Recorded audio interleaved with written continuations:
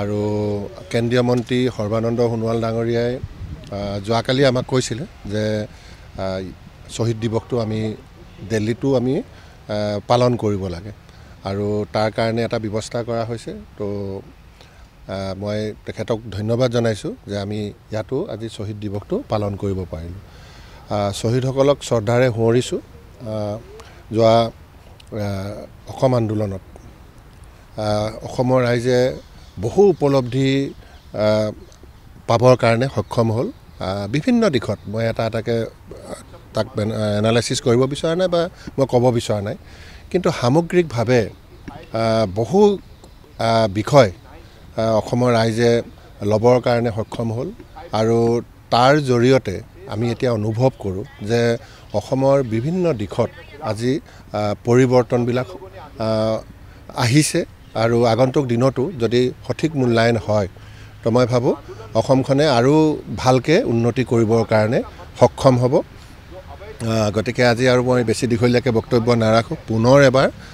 শ্বহীদসকলক অন্তৰৰ পৰা শ্ৰদ্ধা নিবেদিছোঁ আৰু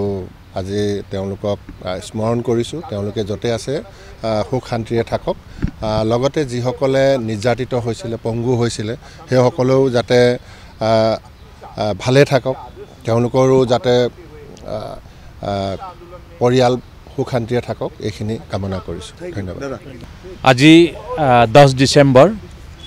আৰু অসম চৰকাৰে 10 ডিচেম্বৰটোক শ্বহীদ দিৱস হিচাপে ঘোষণা কৰা হৈছে আৰু বিভিন্ন ঠাইত ইতিমধ্যে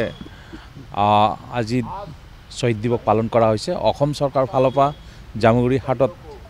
অসম চৰকাৰৰ ফালৰ পৰা শ্বহীদ দিৱস পালন কৰা হৈছে আজি আমাৰ কেন্দ্ৰীয় মন্ত্ৰী সৰ্বানন্দ সোণোৱাল ডাঙৰীয়াৰ বাসভৱনতো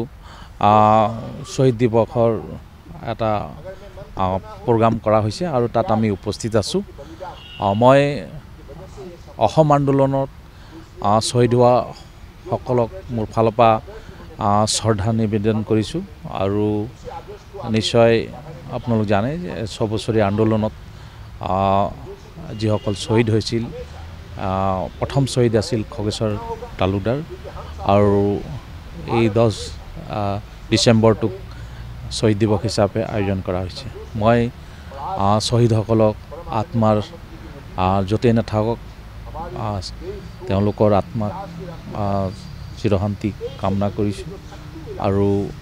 আজি সৰ্বানন্দ সোণোৱাল ডাঙৰীয়াই নিজৰ বাসভৱনত এই শ্বহীদ দিৱসটো পতাৰ বাবে তেওঁক মোৰ ফালৰ পৰা বহুত বহুত ধন্যবাদ জনাইছোঁ